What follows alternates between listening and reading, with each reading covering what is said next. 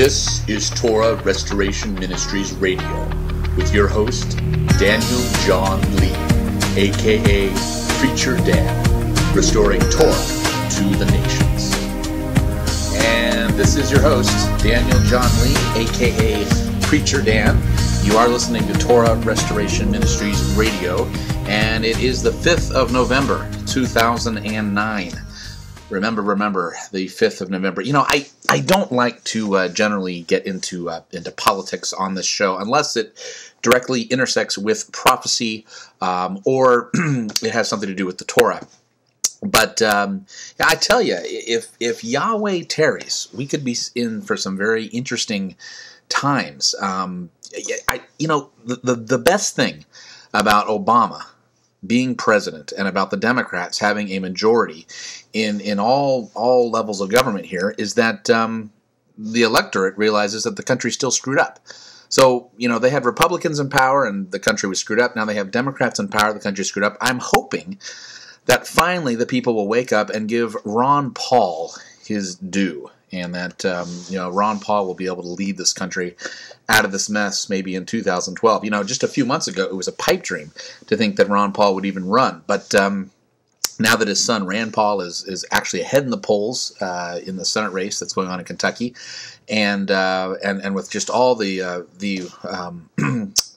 attention Ron Paul's getting because of his bill in the House of Representatives, where he's trying to audit the Fed, he's getting a lot of popularity. So he could really have the steam and the momentum needed to make a successful bid at the presidency. And boy, should we need it. Oh boy. Okay, I'm already seeing phone calls show up on the phone bank here. Okay, no, Ron Paul is not a Torah keeper. But what he does want to do is he wants to restore this nation back to the constitutional roots, which is important. It never ceases to amaze me how moronic some of you listeners are out there. I know we need a healthy dose of you morons to remind everyone else who you are and what moronic views you hold. And I know that the moronic callers on this show help to spicing things up and keep our ratings up. But some of you are just incredibly stupid. Okay, let's move on here. I got a lot to cover. I want to try to get to a lot of things. Some of you may have, if you go to my Facebook, I put up a quote on Halloween, and the quote was it was actually a quote that I created, but I decided to say it was from anonymous just because I thought it would make it more interesting. And the quote wound up causing a firestorm. I got about 44 comments on the quote. And one young man, a student, his name is Jason Reuter, he really had some problems with the quote and sort of got into a hissy fit with a couple Torah keepers there on my Facebook. For those of you who have listened to the show for a couple years now, you know who Jason is. I've mentioned him a few times on the show. He is a aspiring journalist at Portland State University and a very talented writer.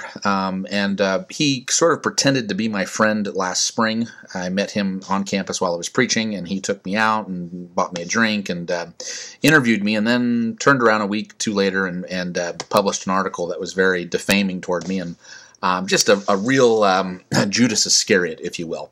Anyway, he was the gentleman that sort of got into a tangle with a few other Torah keepers on my Facebook. Check it out. It's a pretty lively interaction. But I do want to get some phone calls today. I want to find out, how did you handle the Halloween weekend? What did you do? Did you boycott the holiday completely, which is what I generally agree to do, what I think is appropriate, or did you go to one of these harvest festivals that churches sort of do as an alternative to trick-or-treating, or did you actually participate in Halloween, and how would you defend that? Would love to get your phone calls on that subject. Now, I do plan to be at Portland State University sometime soon.